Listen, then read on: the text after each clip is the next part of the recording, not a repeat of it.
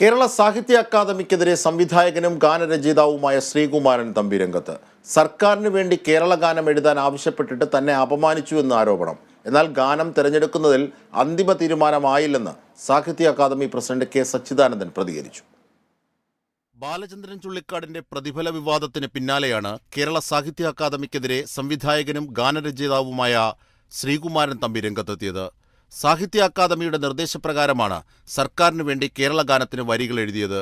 Academy president K സച്ചിദാനന്ദനും secretary CP അബൂബക്കറും നിർദ്ദേശിച്ച പ്രകാരം വരികൾ മാറ്റിയെഴുതുകയും ചെയ്തു. എന്നാൽ പിന്നീട് കണ്ടത് കവികളിൽ നിന്ന് കേരള ഗാനം ക്ഷണിച്ചുകൊണ്ടുള്ള പരസ്യമാണെന്ന് ശ്രീകുമാരൻ തമ്പി പറയുന്നു. തന്റെ പാട്ട് സ്വീകരിച്ചോ നിരാകരിച്ചോ എന്നതിൽ അക്കാദമി തീരുമാനം അറിയിച്ചിട്ടില്ലെന്നും അദ്ദേഹം കുറ്റപ്പെടുത്തി. അതേസമയം കേരള ഗാനം തെരഞ്ഞെടുക്കുന്നതിൽ അന്തിമ തീരുമാനം ആയില്ലെന്ന് അക്കാദമി പ്രസിഡന്റ് കെ സച്ചിദാനന്ദൻ പ്രതികരിച്ചു.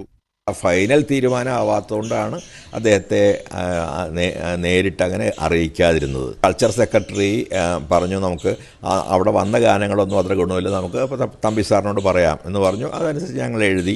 അദ്ദേഹം ഒരു പാട്ട് എഴുതി അയക്കുകയും ചെയ്തു. പക്ഷേ അതിൻ്റെ കൂടെ വേറെ പാട്ടുകളും വന്നിരുന്നു. അതിൽ നിന്നാണ് 2-3 ഗാനങ്ങൾ തിരഞ്ഞെടുത്തിട്ട് ഇപ്പോൾ നമ്മൾ അതിന് ശേഷം കമ്മിറ്റിയിൽ വച്ചിട്ട് ആ മ്യൂസിക്കും ടെക്സ്റ്റും കൂടി പരിശോധിച്ചിട്ടാണ് ഫൈനലായിട്ടുള്ളൊരു തീരുമാനം ഉണ്ടാവുക.